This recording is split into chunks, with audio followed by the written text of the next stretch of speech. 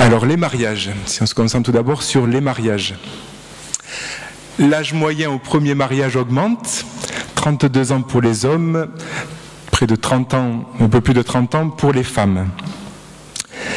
Dans ce tableau, vous avez donc hommes-femmes, célibataires. Donc c'est la situation des personnes au moment de leur premier mariage, au moment des mariages. Donc célibataires, divorcés ou veufs.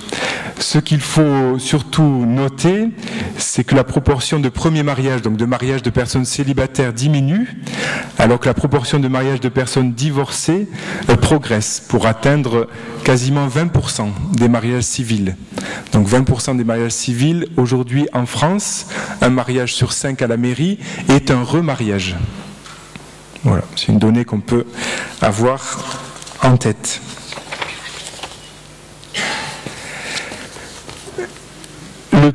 Les pactes civils de solidarité, on compte depuis 2010 plus d'1 million de personnes pacsées. On peut estimer aujourd'hui ça pourrait être 1,5 million. En 2010, l'année 2010, ce type d'union a constitué 44% des unions officialisées entre personnes de sexe différents. Donc les mariages civils, mais on va dire un tiers encore qui sont pour le PACS. L'âge moyen de conclusion d'un PACS est proche de celui du mariage. Alors l'union libre, les cohabitations sans mariage, donc là c'est des estimations de l'INSEE. On estime qu'un couple sur 5 en France vit en union libre, mais bien sûr avec de fortes disparités entre les générations. 80% pour les jeunes de 20 à 24 ans et 5% pour les plus de 65 ans. Alors, un élément intéressant, je pense qu'il faut prendre en compte aussi par rapport aux jeunes couples qui viennent demander le baptême de leur premier enfant.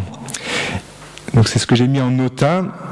Il est assez fréquent que le mariage intervienne après qu'un couple pacsé ou en union libre ait donné naissance à un ou plusieurs enfants.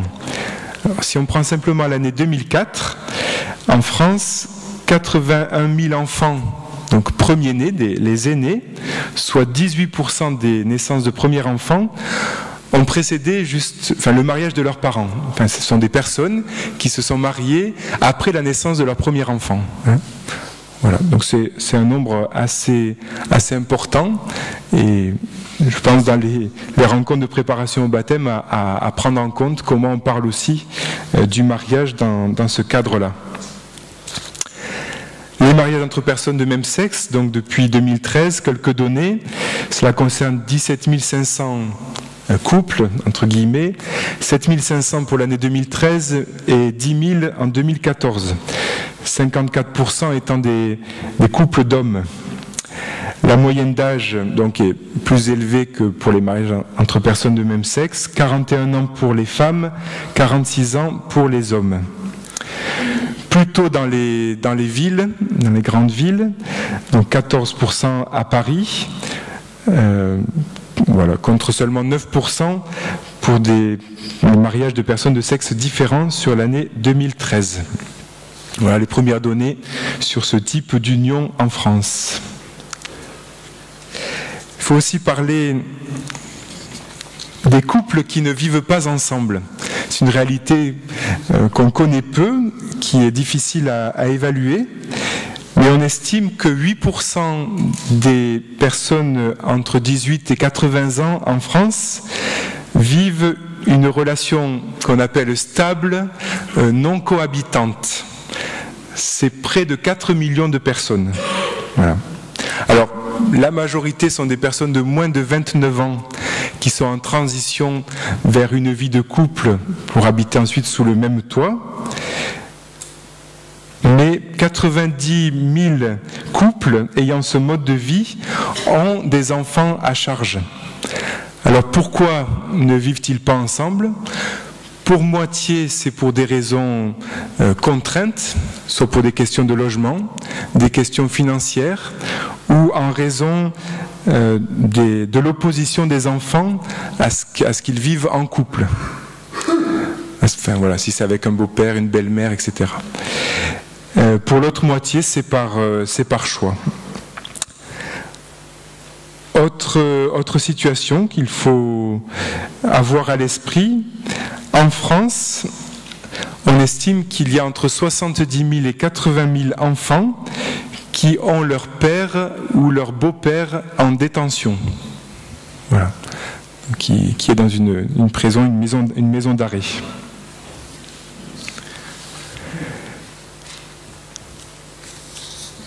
J'en viens aux ruptures familiales. Le veuvage, dont on parle aussi peu, on s'intéresse souvent au divorce, au remariage, aux séparations.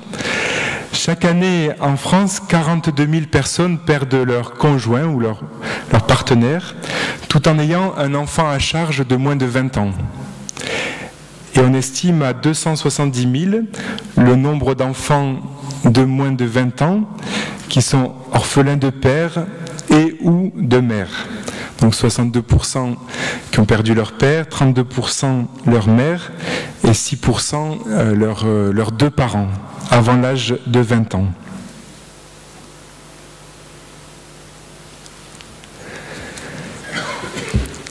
Les situations de divorce. Alors il y a eu une modification de la loi en 2004, ce qui explique ce pic des divorces en 2005. À partir de là, on a assisté à une augmentation des divorces par consentement mutuel, des divorces acceptés et des divorces pour séparation de fait. En revanche, le nombre de divorces pour faute a diminué fortement à partir de là. Selon une projection de l'Institut national des études démographiques, 45% des mariages conclus en l'an 2000, risquent de se terminer par un divorce, ce qui est 2 fois plus que pour des mariages conclus en 1965. Voilà. Donc le nombre de divorces, vous voyez, diminue, mais c'est aussi parce que le nombre de mariages a fortement diminué. Par rapport aux enfants, 56% des divorces impliquent au moins un enfant mineur. Et si on prend simplement l'année 2010, ce sont 140 000 enfants qui ont connu en France le divorce de leurs parents.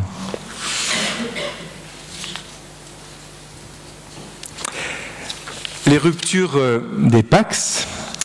Alors depuis la création de ce type d'union, donc en 1999, 16% des pactes civils de solidarité ont été dissous, soit près de 190 000 pactes civils de solidarité.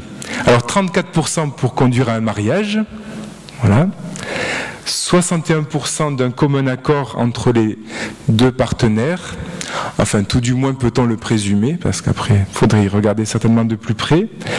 4% à la demande unilatérale d'un des deux partenaires et 1% suite à un décès. Concernant les enfants, suite à un divorce ou à une séparation, on estime, donc entre les divorces, les ruptures de PACS ou des couples qui se séparent, qui étaient en union libre et qui avaient des enfants, on estime que chaque année, 250 000 enfants connaissent la séparation de leurs parents en France.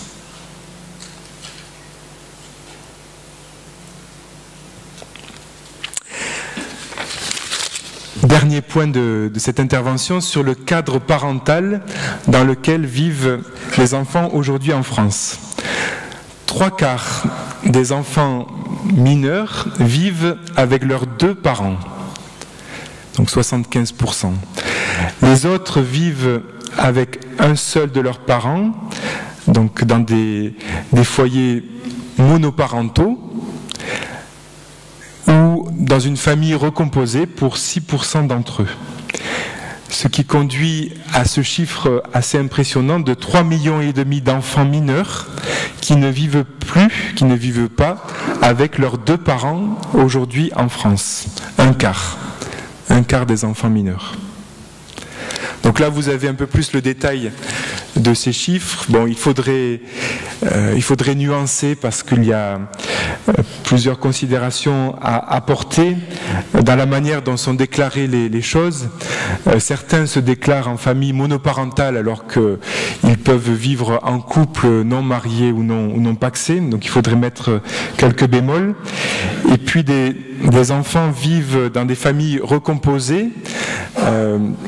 Tout en vivant avec leur père et leur mère, mais on parle de famille recomposée, j'y reviendrai un peu après, parce qu'il y a des enfants de précédentes unions, soit de leur père ou de leur mère. Donc ça constitue une famille recomposée, mais ça n'empêche que certains de ces enfants vivent avec leur père et leur mère, toujours en étant dans une famille recomposée. Voilà, donc si on regarde les familles ou les foyers, il faudrait plutôt dire les foyers monoparentaux, près de 2 millions vivent avec leur mère, seuls, et 300 000 avec leur père.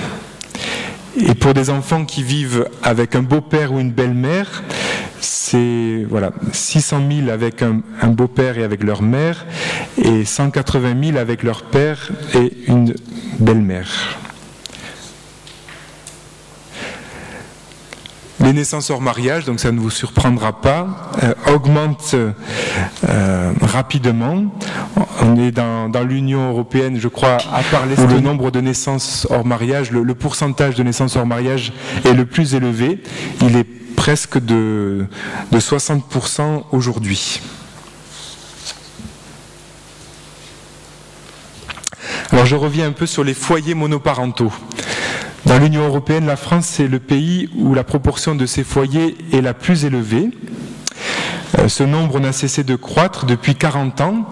Il est 3 fois plus élevé qu'en 1968, pour atteindre 18%. Dans ce genre de famille, de foyer, pour les enfants, 40%, c'est important à souligner, ne voient jamais leur père ou quelques fois par an. 40%. 18% le voient au moins une fois par mois et 25% au moins une fois par semaine. Les autres, 17%, sont déclarés comme résidant avec leur père.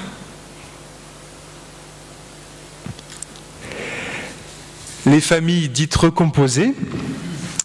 Donc la définition d'une famille recomposée, elle est liée à la résidence, des personnes qui vivent sous le même toit. Pour l'INSEE ou pour l'Institut national des études démographiques, une famille recomposée, c'est une famille qui comprend un couple d'adultes, qu'ils soient mariés ou pas, qui réside avec au moins un enfant né d'une union précédente de l'un des deux partenaires. Les enfants qui vivent donc avec leurs deux parents et des demi-frères, des demi-sœurs font aussi partie d'une famille recomposée.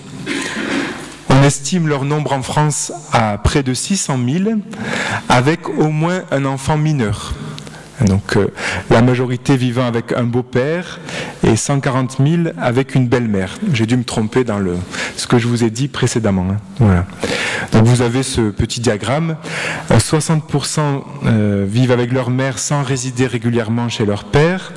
19% chez leur mère principalement et tout en se rendant régulièrement aussi chez leur père. 9% vivant principalement avec leur père et en se rendant régulièrement chez leur mère. Et 12% vivant avec leur père sans résider de façon régulière chez leur mère. Il y aurait derrière cela à travailler la question des gardes alternées. Il y a un nombre important d'enfants dans les années suivant la séparation ou le divorce qui sont placés en garde alternée, mais plus la rupture du couple est loin dans le temps, plus ce genre de garde alternée se réduit. Les enfants vivant avec leur père ou plus majoritairement avec leur mère. Donc, les familles recomposées représentent 7,5% de l'ensemble des familles vivant en France.